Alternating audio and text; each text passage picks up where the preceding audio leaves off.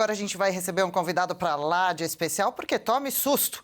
Editorial do jornal Estado de São Paulo desmascara Luiz Inácio Lula da Silva. Chegando por aqui com a gente nessa quinta-feira, Guilherme Fiuza. Tudo bem, Fiuza? Saudade sempre de você, bem-vindo, legal recebê-lo. Qual a sua opinião sobre esse editorial? O que você conta pra gente? Salve, Adriana Reide. Olá, sua audiência. Muito bom te reencontrar aqui no Jornal do Oeste. Pois é, Odri, o Estadão acho que descobriu quem é o Lula, né? Porque eu lembro assim da posição dessa imprensa que se chamava de grande imprensa, antigamente. Eu lembro dessa posição em 2022 e era quase que uma missão, né? Quase que ali um mutirão para apresentar o Lula e o PT como uma solução democrática, não era isso? Agora será que eles estão lembrando de o que o Lula e o PT fizeram no verão retrasado?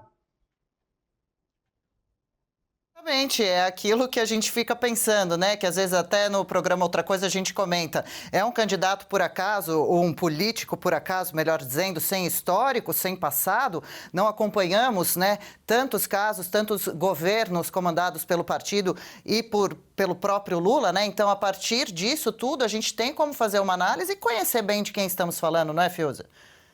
Exato. Então, como vocês estão trazendo aí, né, esse momento eleitoral, estamos de novo numa eleição, e eu lembrei, não por acaso, da posição dessa imprensa, que se chamava de grande imprensa, em 2022, que foi toda aí, aparentemente, lutando pela democracia e avalizando o Lula e o PT.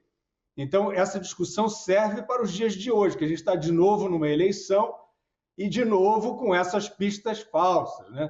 Eu vi a matéria anterior do jornal falando sobre quem é que deu mais votos para o prefeito de São Paulo, que foi para o segundo turno, o Bolsonaro ou o Tarcísio. Isso aí é claro que é uma feira de conveniências, é claro que isso não tem a menor importância, muito menos o crachá ideológico suposto de cada um. O que tem importância são as ações, o que tem importância são as políticas públicas. Então, voltando aqui à questão do Estadão, que eu acho que é muito pedagógica para esse momento. Então, o Estadão, eu vou ler um trechinho aqui, Dri, do editorial, porque parece que o Estadão descobriu agora quem é o Lula. É claro que a minha intenção não é recriminar o Estadão, ele faz um papelão, assim como a Folha, o Globo, a Veja, enfim, todos esses aí têm feito um papelão nos últimos anos, mas quem sabe eles se recuperam, né? Então eu torço sempre por essa recuperação. O editorial está correto, é claro, na sua abordagem, mas veja, o prejuízo do ranço ideológico de Lula, diz o título do editorial, a indefensável ideologização da política exterior tem causado grandes danos ao país. Ora, o Estado de São Paulo, como veículo, ele assumiu uma posição editorial, ou por ação ou por omissão, de tratar o Lula e o PT como saída democrática. E essa ideologização aqui, anti-Israel,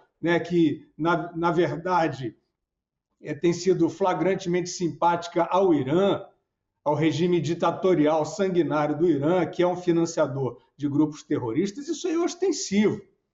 E isso aí vem do PT lá de trás. Então, o Estadão fazendo essa crítica agora, eu acho que ele está criticando também, fazendo uma autocrítica, digamos assim. Um outro trechinho aqui, do editorial do Estado de São Paulo de hoje. Venceram os judeus, o povo de Israel, disse Múcio. O Estadão está citando o ministro. Mas por questões ideológicas não podemos aprovar. A compra foi travada pelo chanceler paralelo de Lula, Celso Amorim. Isso aí é uma formulação do Estadão. Ele está chamando o Celso Amorim de chanceler paralelo. Então, qual é a minha modesta sugestão ao Estadão? Se ele quer rasgar a fantasia e sair do armário, tem que falar toda a historinha.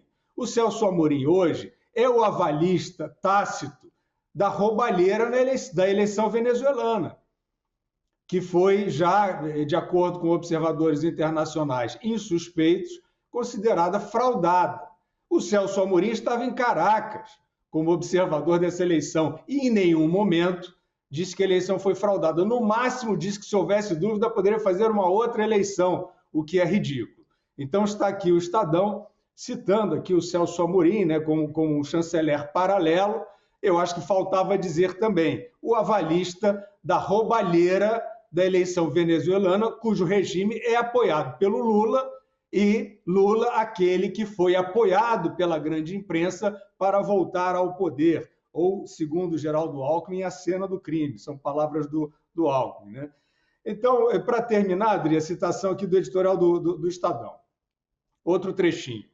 Não é só ideologia, mas ignorância, e seu corolário é a incompetência.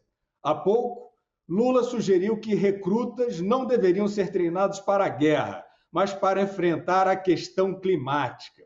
O Estadão está tratando quase com deboche, né? E essa afirmação do Lula, que é de fato digna de deboche, só que o Estadão também faz parte desse mutirão, dessa agenda, disso aí que não tem mais nada a ver com imprensa, de afirmar uma agenda que supostamente defende aí, a política através do clima, a ansiedade climática e toda essa conversa fiada. O Estadão, de novo, volto a dizer, deita num divã, dá uma relida no que tem feito, nas posições que tem assumido nos últimos tempos, nos últimos anos, e seja bem-vindo à luz, né, de volta. E, para encerrar, Estadão, editorial, tudo se passa como se agressões pudessem ser contidas à base de cerveja, como o Lula sugeriu. Ora, o Lula sugeriu que a guerra na Ucrânia fosse resolvida numa mesa de bar antes dele tomar posse. Ele falou disso em 2022, numa época que o Estadão estava avalizando esse projeto, a volta desse projeto. Eu não lembro do Estadão ser tão enfático para dizer, bem, isso aí tem que ser observado na hora de analisar, né, essa candidatura, ou esse presidente eleito, né? Isso tem que ser... Não, naquele momento, tudo isso era saída democrática. Então, Adriana, para concluir, falta nesse editorial não só contar a historinha completa dos problemas, né? Vamos dizer assim, de uma forma eufemística, usar um termo simpático, os problemas acoplados ao projeto Lula e PT, e lembrar o seguinte, esse entrave ideológico que, segundo o editorial do Estadão, constrange o Brasil, atrapalha a própria defesa nacional, isso aí faz parte de uma adesão desse governo a regimes que são regimes assassinos.